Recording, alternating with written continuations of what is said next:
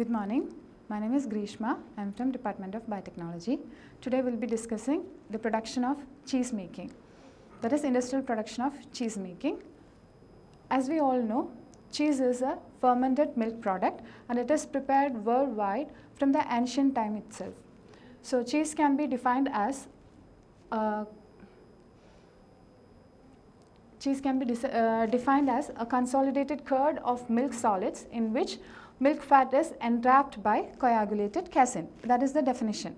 Then different varieties of cheese can be manufactured by particular combination of salt, temperature, pH and the microorganism we use.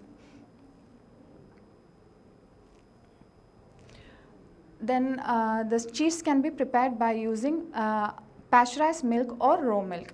Pasteurized milk means it is a mild heat treatment where the pathogenic or spoilage causing microorganisms are removed from the milk. Whereas the raw milk is milk without any treatment. So depending upon the type of cheese variety we are preparing, even though we are using raw milk, it will be given some mild heat treatment, that is below pasteurization temperature, in order to remove some of the spoilage causing microorganism, and that the treatment, it depends upon the type of the type of cheese we are preparing. Then though different types of cheeses are available, it can be broadly classified into acid cheese or rennet cheese based on the coagulant we use. Also natural or processed cheese. The acid cheeses are made by adding some types of acids or any type of acid for the coagulation process, whereas the rennet cheese, in the case of rennet cheese, we are adding enzyme rennet in order to coagulate the proteins. So the fresh cheese such as cream cheese or queso fresco, they are made by direct acidification, whereas rennet cheese such as cheddar cheese or Swiss cheese, they use rennet, an enzyme from a microorganism or from calf stomach. It is used to coagulate the milk.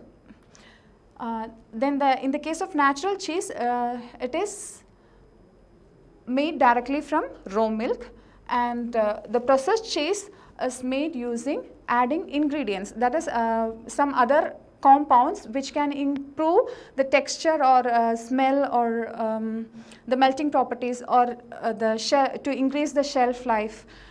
So in order for all those purposes, we are adding some other ingredients along with natural milk. So that is called as processed cheese. Now coming to ingredients, of course the main ingredient is milk. Cheese is made using the milk from healthy cows or other animals that may serve as a source of milk. The milk should be free from antibiotic residues, other chemical contaminants and serious off flavors. Then flavorings. After the preparation of cheese, we can add flavorings depending on the cheese type. So it can be like herbs, spices, hot and sweet peppers, horseradish or port wine, anything. Then coming to starter cultures. So these are different species of lactic acid bacteria. They are commonly used as starter cultures, and they are added to pre-warmed milk. So cultures for cheese making are called lactic acid bacteria because their primary source of energy is lactose in milk and their primary metabolic product is lactic acid. Then the small amount of acid produced by these bacteria early in the cheese making process, it facilitates subsequent clotting of milk by the coagulant.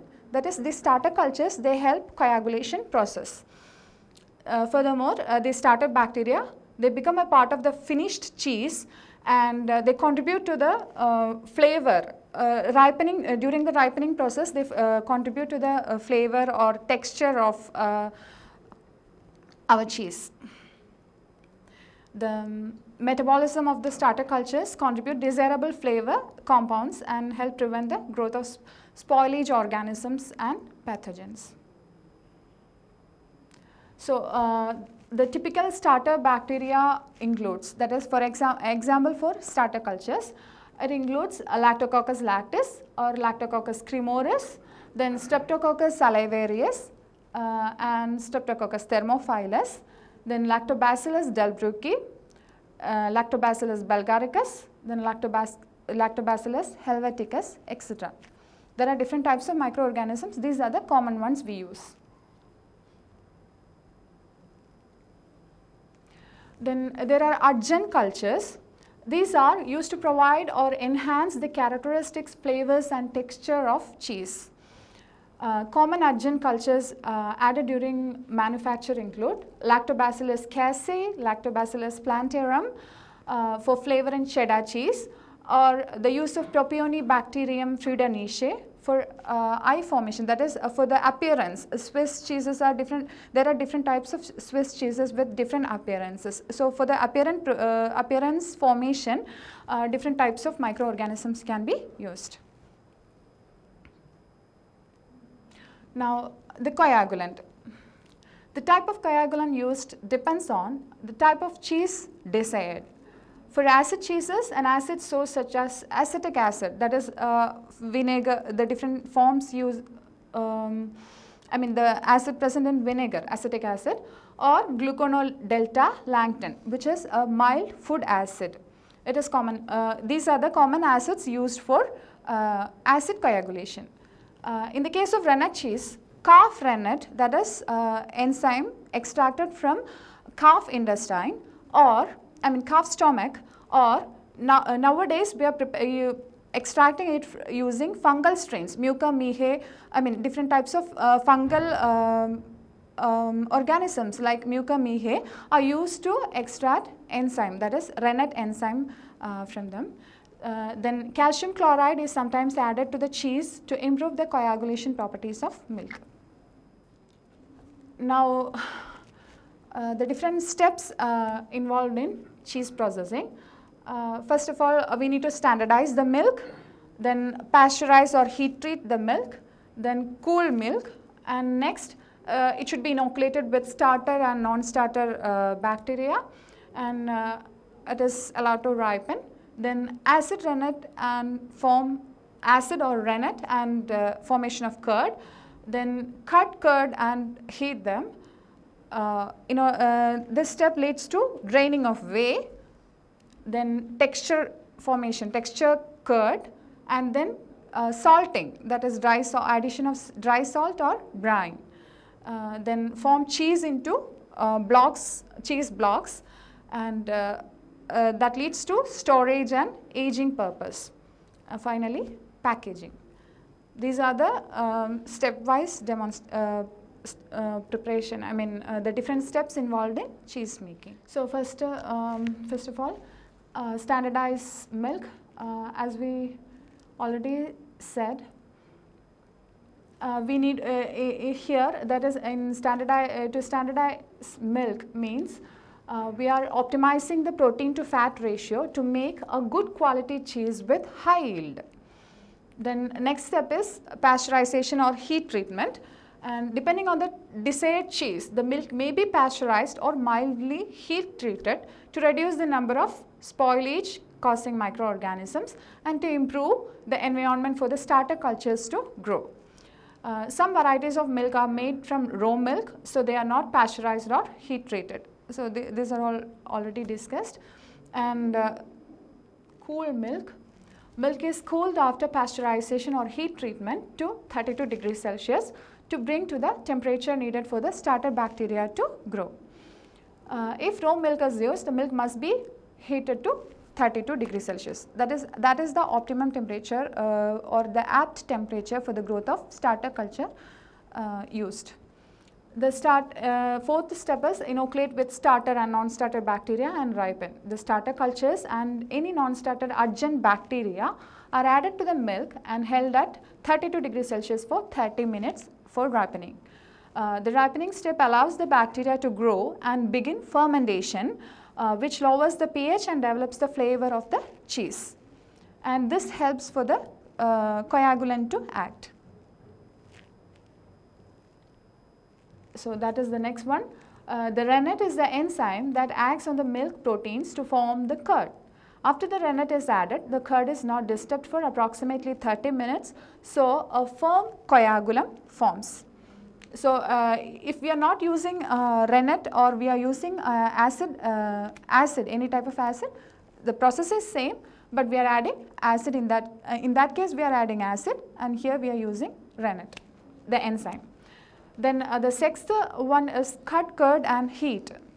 The curd is allowed to ferment until it reaches pH 6.4. The curd is then cut with cheese knives to small pieces and heated to 38 degrees Celsius. The heating step helps to separate the whey from the curd. Okay, now the whey will be separated, and the whey is drained from the vat, that is that big vessels, and the curd forms a mat. The curd is formed to a mat. Then next is texture curd, that is the curd mats are cut into sections and piled on top of each other and flipped periodically. That is, this will be formed into a mat of curd, and it will be cut into small pieces and it will be flipped periodically. Okay. So, this step is called cheddaring. Cheddaring helps to expel more whey and allows the fermentation to continue until a pH of 5.1 to 5.5 is reached, and allows the mat to knit together and form a tighter mated structure. A thick structure, it will help to form a thick structure. The curd mats are then milled into smaller pieces. Next is salting, dry salt or brine. For cheddar cheese, the smaller curd pieces are put back in the vat and salted by sprinkling dry salt on the curd and mixing in the salt. That is, there are two types of salting process. Either we can add dry salt and mix it with the curd pieces, or we can put it in cheese varieties like mozzarella. The curd is formed into loaves of curd and they are placed in brine, that is salt solution. So, either we can use dry salt or we can use brine, salt solution, in order for salting the cheese. Next is form cheese into blocks, different blocks. The salted curd pieces are placed in cheese hoops and pressed into blocks to form the cheese. That is, cheese hoops are used to press and form a firm cheese blocks, and that leads to storage and aging process. The cheese is stored in coolers until the desired age is reached. There are different types of types of cheeses require different type of aging. So, depending upon the variety of cheese we prepare, it can be aged from several months to several years. Finally, packaging. Cheese may be cut and packaged into blocks, or it may be waxed. Different varieties of cheeses. There are different varieties of cheeses are there. Only a few are mentioned here. Depending upon the type of starter culture used, there are Roquefort cheese, where the starter culture used is Penicillium roqueforti, and Camembert cheese. Here the starter culture used is Penicillium camemberti, and in the case of cheddar cheese, starter culture used is Streptococcus lactis or Streptococcus cremoris. In the case of Roquefort cheese, it was originated in southern France and originally made from sheep milk. And this is a flow chart for the production of cheese, and it has mentioned all those steps I have already mentioned. And thank you. That's all.